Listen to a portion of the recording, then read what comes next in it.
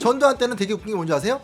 여당도 전두환이 만들었고 제1야당도 전두환이 만들었고 제2야당도 전두환이 만들었어요. 이게 말이 됩니까? 12.12 군사 쿠데타의 불법성, 신군부의 어떤 그 권력 장악에 대해서 신군부가 스스로 승인을 했다라는 거예요. 이게 광주청문회에서 생방송으로 나와버린 거예요. 이게 증언이 된 그 순간 다 끝난 거죠. 그 상태에서 이제 군인들이 이제 대거 청문회에 나오는데 여기서부터 군인들이 문제를 일으키기 시작해. 뭐냐면 짜고 치는 고스톱을 사전에 미리 시켰다라는 거예요.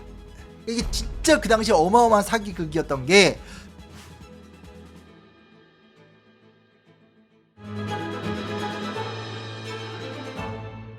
네, 안녕하세요. 심영환입니다. 매주 옵니다. 쉬지 않습니다. 어제가 세월호 10주기였어요. 왜 이렇게 우리나라는 비극이 끊이지 않는지 너무너무 속상한데요. 이제 저희 녹화하는 날이 이제 세월호 10주기여서 이제 이 얘기 나왔는데 그게 저한테는 제가 이제 대학원에서 석사 과정에서 5.18 광주청문회를 연구하게 된 계기예요. 그 당시에 이제 세월호 사건을 우리가 봤었을 때 어떻게 선상에 단 한 명의 사람들도 없을까? 그리고 그 큰 배가 그렇게 천천히 가라앉는데 단 한 명도 구조하지 못했을까? 이 말이 되냐? 또 가습기 살균제 같은 거 보게 되면 아니 지금까지도 해결 안 됐잖아요. 너무 고통스럽어요. 한국 사회가 이렇다는 거예요. 피해를 보면 그 당시엔 사람들이 흥분해요. 그 다음에는 이 사람들이 어떻게 됐는지, 이 사람들이 어떻게 위로할 것인지, 이 사람들에 대해서 어떻게 사회가 책임을 질 것인지 이런 노력을 안 한다는 거예요. 어떤 여러 고민 속에서 내렸던 결론이 뭐냐면 문제의 시작이 어디였을까? 역사학자로서 나는 무엇을 해야 될까? 5.18을 좀 다른 각도로 연구해보자. 오늘은 5.18 맞이해서 그 얘기를 하러 나왔습니다. 5.18 민주화운동을 두고 대규모의 청문회가 벌어졌었고 그 당시 이게 생중계가 되면서 시청률 95%. 그래서 과거에 일어났던 사건을 우리가 어떻게 기억하고 보존하고 해결하려고 했는가의 본격적 사례가 사실은 광주 청문회입니다. 제가 한 크게 세 가지 정도 키워드를 말씀드릴게요. 그 당시 비극적이고 모멸적인 용어였었죠. 광주 사태라고 불렀었는데 언제부터 5.18 민주화운동으로 이름이 바뀌었을까? 이름이 바뀌는 건 중요합니다. 왜냐면 과거 사건을 새롭게 규정을 해주는 거죠. 그것이 봉기였냐 사태였냐 사건이었냐 항쟁이었냐 기억해주는 태도가 바뀌잖아요. 그리고 진상규명은 어느 정도가 되었을까? 한국은 과거사를 어떻게 기억할 것인가 갖고 몸부림치는 사회입니다. 그러면 시작은 누구부터였나요? 김대중 대통령? 시작은 당연히 김대중 대통령일 거라고 생각합니다. 아닙니다. 놀랍게도 5.18을 사태가 아니라 민주화운동의 일환으로 규정한 사람은 노태우 대통령입니다. 신기하죠? 이 얘기를 하면 다들 다 놀래요. 황당하죠? 네. 노태우가? 약간 이런 노태우입니다. 노태우.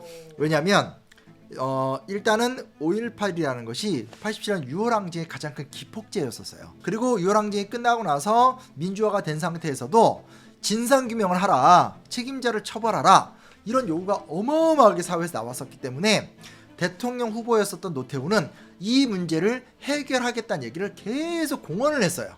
더군다나 이제 대통령 후보로서 김대중 후보가 등장을 했기 때문에 김대중 후보가 또 이 문제에 대한 공언을 강력하게 또 규탄을 하고 있었던 상황이었던 거죠.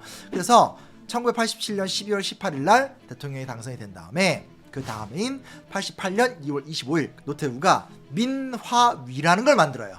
민족화합추진위원회.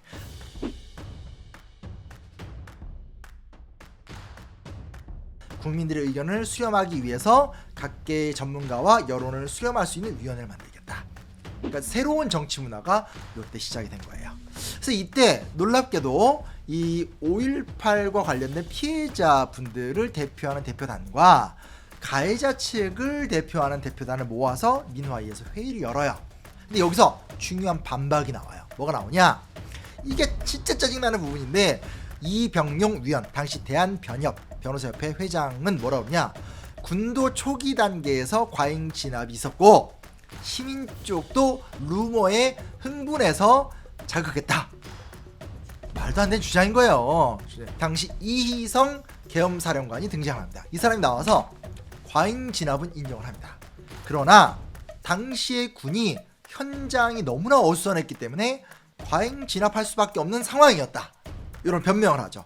근데 지금 이런 얘기하면 벌써부터 흥분하시면 안 됩니다. 오늘 이 영상은 차분하게 들으셔야 돼요. 제가 이걸 말씀을 드리는 건 단순하게 5.18에 감춰진 이야기를 하려고 하는 것이 아니라 오늘 우리의 문제에 대한 고민을 해보기 위해서 하는 거기 때문에 여름 바다도 끝까지 영상은 들으셔야 돼요. 이왕이면 주변에 사람들 여러 명 데려와서 구독, 좋아요, 알림 설정 30명씩 해서 우리 골드 버튼 한번 노려봅시다. 그리고 멤버십 미래의 꽃 가입해 주십시오. 근데 노태우가 진짜 5.18를 민주화 운동으로 인정을 했다니 이게 좀 찝찝하죠. 네. 1988년 제13대 총선 한국 국회의원 역사에서 이보다 유명한 국회의원 선거는 없어요.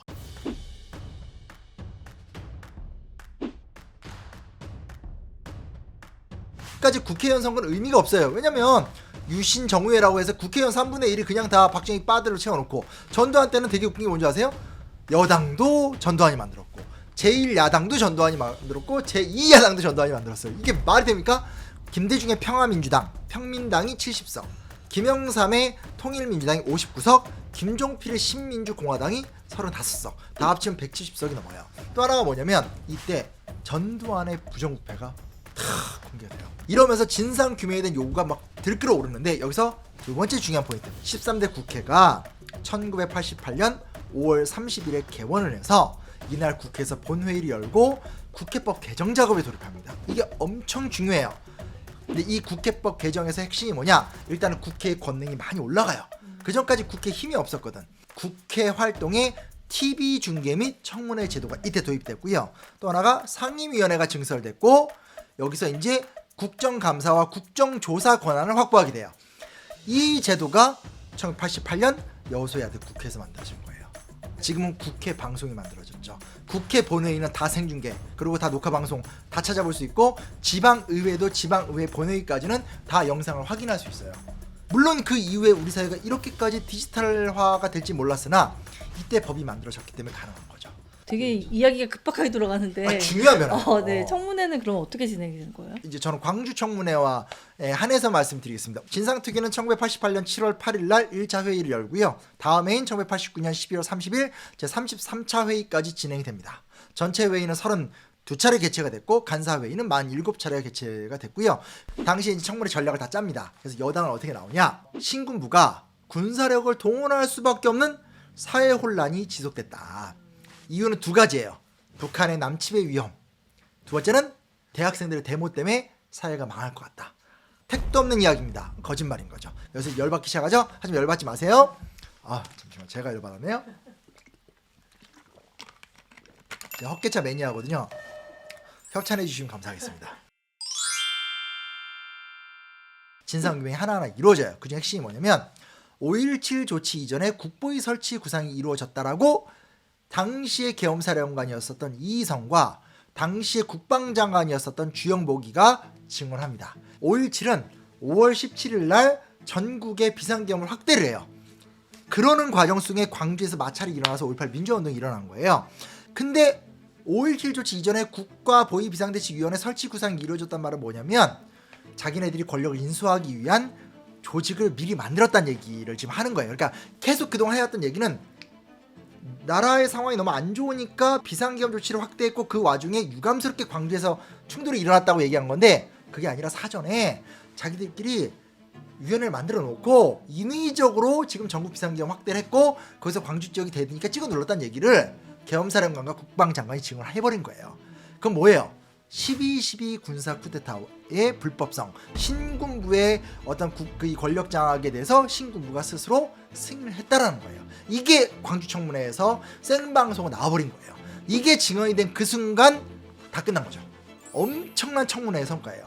진상이 규명이 되는 것 같아서 기분은 좋은데 그럼 이때 그러면 전두환이 백담사? 그로 도망친 거예요? 여기서 더 가면 큰일 나겠다고 생각한 거예요. 그래서 노태우가 머리를 써요. 청문회를 왜곡시켜야 돼요.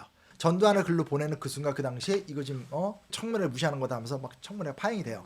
그 상태에서 이제 군인들이 이제 대거 청문회에 나오는데 여기서부터 군인들이 문제를 일으키기 시작해요. 뭐냐면 계엄 분소장이었었던 소중열 전에 왔었던 윤흥정이라는 사람이 있어요. 이 사람이 중요한 증언을 합니다. 군의 이용화나 가능성 있었다. 가만히 보니까 명령이 희한하게 내려와서 희한하게 운영된다. 하나회가 있었다는 얘기를 하고 있는 거예요. 그리고 과잉 진압에 대한 항의를 많이 받았다. 그리고 당시에 이게 자꾸 이제 이희성 같은 계엄사령관이 뭐라고 하냐면 자유권 발동이라고 얘기하는 거예요. 부득이한 상황에서 어쩔 수 없이 군이 무력을 했다. 근데 윤흥정이 뭐라고 하냐면 자유권 발동 요건 성립되지 않는다. 그 시위의 저항도 있었고 이 사람들이 일부 좀 과격한 행동도 보이긴 했지만 그래서 그걸 윤흥정이 인정을 해요. 이 상황 속에서 정호용이 특전사령관이자 전두환의 친구예요. 이 자식이 당시에 정웅 장군과 상반된 증언이에요. 정웅 장군은 누구냐면 31사단 사단장이에요. 당시에 그 지역의 지역 사단장. 근데 이 정웅은 말을 안 들어요. 말을 안 듣다가 잘린 사람이에요. 신군부에 밑보에서 잘렸고 엄청난 고생을 많이 했고 고초를 치르다 나중에 이제 결국은 이 광주의 어떤 진상을 규명하겠다고 해서 88년 국회의원 선거에 당선이 돼서 당시 이제 야당 측 국회의원이었는데 정웅은 이제 집단 발표 있었고 신군부가 그렇게 했다는 걸 다 증언했죠. 그랬더니 정호용이가 나와서 무슨 얘기를 하냐면 없었다. 전두환과 협의한 적도 없었고 무엇보다 집단 발표도 없었고 발포 문제는 정웅이 일으킨 거다. 이게 엇갈리는 거예요 이게. 네.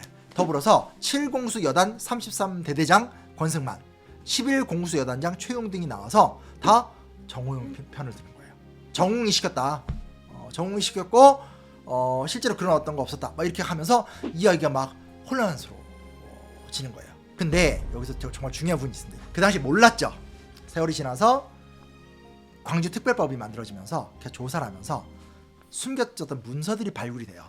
그리고 이 당시 청문회 때 우리가 봤던 내용과는 다르게 뒤에서 노태우 정권과 청와대와 국방부가 협잡을 해서 또 여당이 민정당이 협잡을 해서 다 증언 준비를 했다라는 것이 언론에 보도가 됐었어요. 당시에 보면 국방부 민정협력실과 국방부 합동참모본부가 증언 대비 계획이라는 보고서를 만들어요.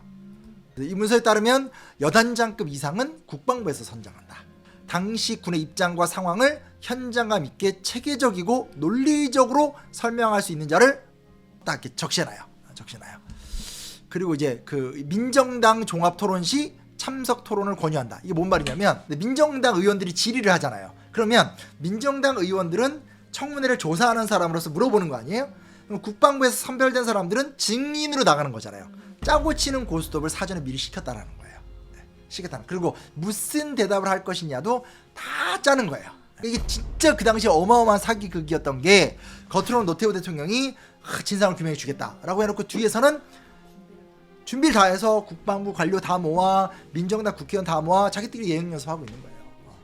근데 제가 말씀드리고 싶은 건 뭐냐면 너무한 거지. 너무한 거지. 겉으로는 국민들이 요구하니까 이루어진다고 해놓고 뒤로는 이딴 짓 하고 있는 거예요. 이딴 짓이 여기서 끝났겠습니까? 제가 항상 이야기하는 거죠. 역사에 제일 중요한 건 관습, 문화화. 그때 해먹었던 사람들이 그 다음에 시대 바뀌면서 또 해먹고 그 다음에 또 시대 바뀌면서 또 해먹고 또 그때 직접 이 짓을 안 했더라도 그 보고 자란 젊은 애들이 있을 거 아니에요. 젊은 관료들.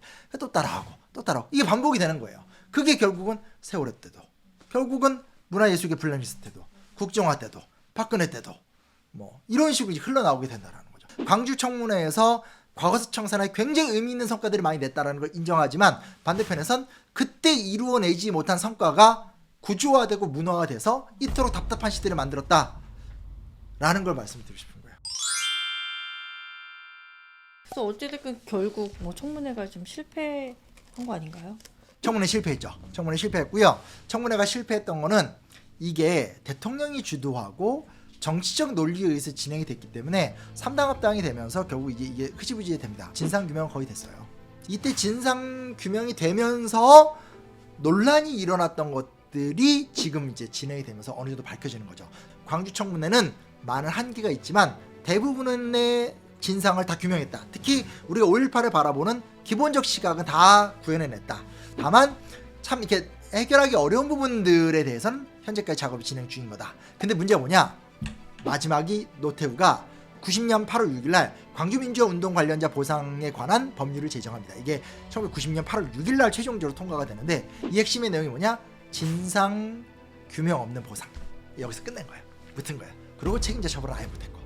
그래서 이 두 개 보다 더 철저한 진상 조사와 그리고 책임자를 처벌하라. 요게 이제 그 이후에 불씨로 이어지게 되는 거죠. 제가 이제 오늘 드리고 싶은 말씀 다시 돌아오면 이런 식으로 우리는 우리의 문제를 풀어왔어요. 비극을 막지 못했지만 그 비극을 진상규명하려고 하는 의지, 그걸 국가의 공적 차원에서 그 문제를 풀으려는 의지, 명과 암이 있죠. 오늘 우리는 어떻게 나가야 될까요? 행정제도도 더 많이 고쳐야 되고 진상조사나 피해자 보상 같은 것들도 더 많이 고쳐야 되고 무엇보다 국민들이 이런 부분에 대해서 끊임없이 관심을 가져주셔서 정말로 인권 선진국으로 나갔으면 좋겠습니다. 저는 제 방식대로 5.18 문제에 대해서 또 많은 과거사 어떤 인권주의인가 사회적 참사에 대한 피해에 대해서 제 나름대로 계속 노력을 할 테니까 우리 각자 자기의 전문적 능력과 책임의식을 다해서 상처받은 사람들에 대해서 책임 있는 노력을 하고 국가 권력의 만용에 대해서 언제나 경계하는 저희들이 됐으면 좋겠습니다.